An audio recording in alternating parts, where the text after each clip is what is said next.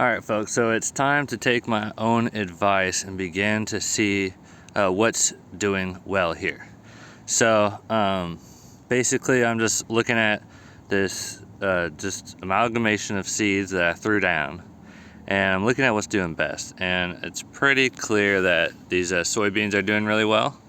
The oats and stuff and the lentils are doing okay, nothing crazy. And there's some sunflowers in here doing all right. There's some that aren't doing very well, like that one, but some of them are doing okay too. And so what I'm doing here is just observing and then thinking about my needs. And so obviously as a human, I need protein, and the plant here that's going to give me the most protein easily is going to be the soybeans. Also, another thing I noticed was I grew some soybeans in the fall, and then they died, and I was like, oh, they were sitting in a pot. They were kind of a test, and I threw them to my chickens. My chickens devoured the entire dead plant. That was interesting to me. There were some pods on there, but they were eating the leaves, the entirety of this dead soybean plant. So it's kind of telling me I could possibly make hay with soybeans, which is an interesting concept. But these are just some of the things I'm thinking through. And so soy free, like soy, that word is kind of a dirty word in a lot of circles, but at the end of the day, soybeans produce a lot of protein, and this was one of the main crops during World War II in the Victory Gardens. People grew a lot of soybeans because meat was scarce and they needed protein. So I'm going to grow it mostly as a feed for my chickens, and if I get some other animals, I'm sure they'd be happy to eat them. Any herbivores or omnivores be happy to eat soybeans. So I'm gonna kind of plant heavy on soybeans. We're kind of getting out of the season for oats. It's starting to warm up a little bit more. Same for lentils, and so I don't really expect them to reach maturity this year, just because they were planted kind of late.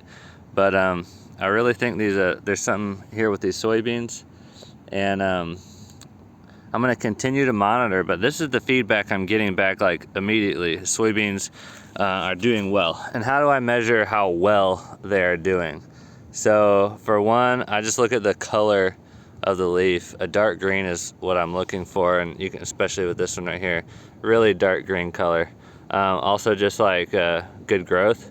Like this one is pretty tall. It it's little sprout leaves, and then it shot up again, and it's already got another thing ready to go. So those are just some of the things I'm observing here, and that one's kind of messed up. I think something decided to sew the leaves shut there, probably a spider or something, which is good. I want spiders in my garden. So yeah, so those are just some of my initial thoughts and the things that I'm picking up on in my garden. There's a lot of brassicas down here. They've sprouted, and they're not, they've got a little tiny adult leaf going. Some of them. There's some bigger ones around. Those are some brassicas that got out of the way there.